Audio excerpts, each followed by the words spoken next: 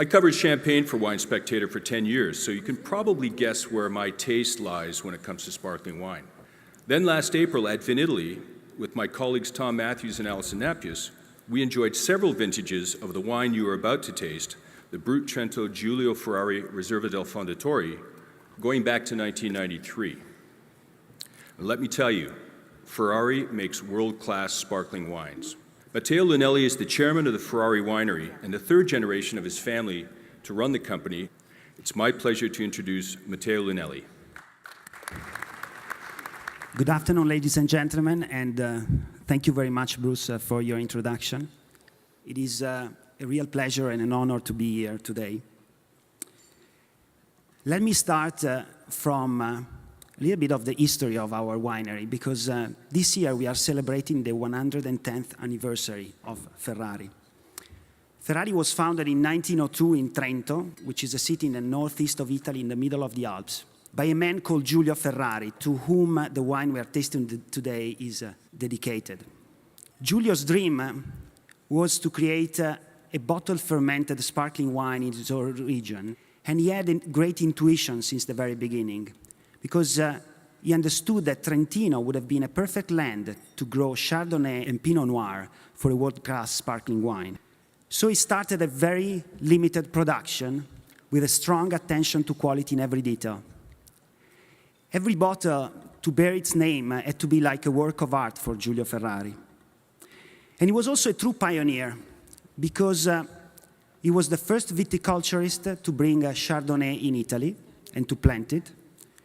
And he started basically the Trento DOC, which now is an appellation that gets together 38 wineries. For 50 years, he continues his effort and achieving outstanding results.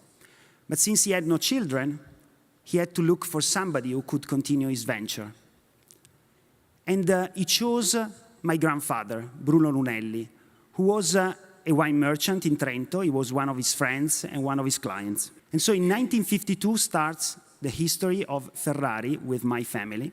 Since then, our production grew significantly, but this happened always without compromising the quality. Together with my three cousins, we represent the third generation of my family, and we want to continue to innovate by respecting tradition, and we want to preserve and safeguard those principles and values that made our winery great. But let's go to this Giulio Ferrari 2001 that you have in your glass. This is a Trento DOC. It is a bottled, fermented, sparkling wine made only with Chardonnay grapes sourced from a single vineyard called Maso Pianizza. Maso in Trentino means farmhouse.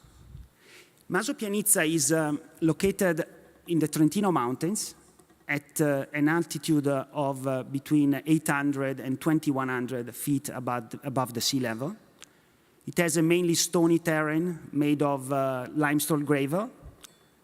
And it is quite a unique microclimate because it's all surrounded by old-grown alpine woodland.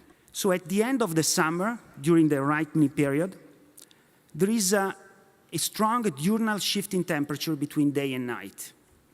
And this is a key to achieve a well-balanced acidity and a complex aromatic profile.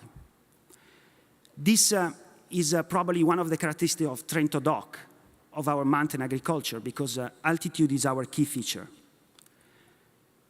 This wine, so, is a wine of exceptional character because it's able to get more complex and profound, but maintaining freshness and elegance. During the 70s, Italian spumante was considered a wine that had to be fresh and not able to age long on the lees. But my uncle had a different opinion. His dream was to create an outstanding Riserva. So he kept some bottles hidden from his elder brothers in the winery.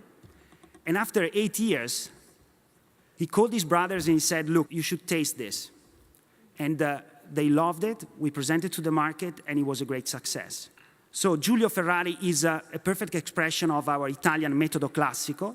It is an expression of my land, Trentino, and of the Trento DOC, and the result of a mountain agriculture and of our passion as a family. I hope you enjoy it.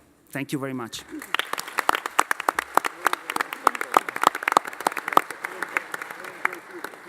And I think to address this particular wine, it's this classic method of the second fermentation in the bottle and also the long aging on the lees that gives it its elegance and its complexity and also the finesse, these tiny bubbles.